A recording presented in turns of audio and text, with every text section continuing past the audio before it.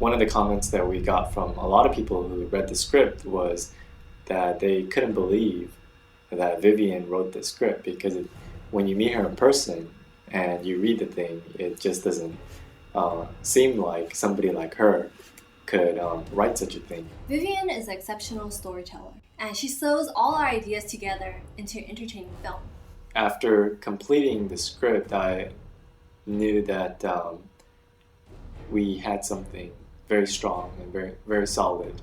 So after I realized that we couldn't include all these special effects and all these bombs and this crazy adventure story, I realized that what it came down to and has always come down to were the characters. This character of Sean, this boy who was lost, who was torn between his desire to be an individual and wipe away with his past, and also his duty to his family, Jude. I was very interested in stories that had to do with sibling rivalry of Cain and Abel. I always knew Jude from the beginning. Jude was obviously going to be one of the best. He was always a survivor. He was always a fighter. And he would always bring Sean along because he knew that he would always want to protect his brother.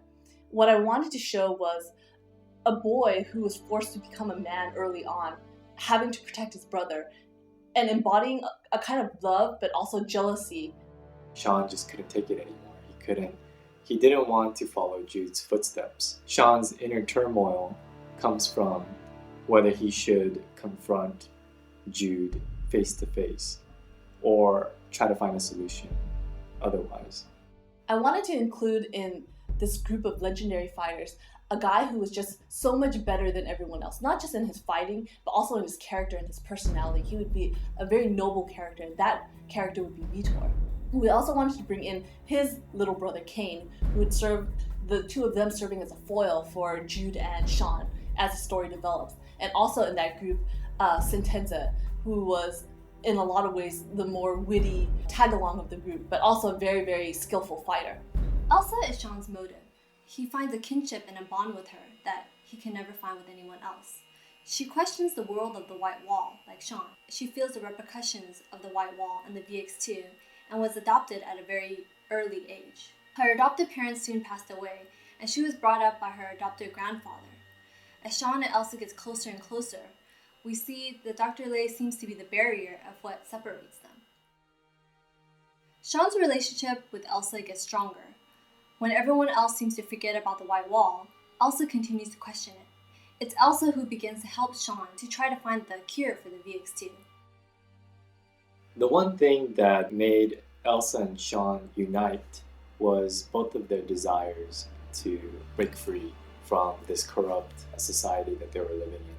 But once Sean finds Sentenza's dead body and he becomes a victim to the Vespers, we see Sean's inner darkness, what he's been trying to hide, come out and explode off screen.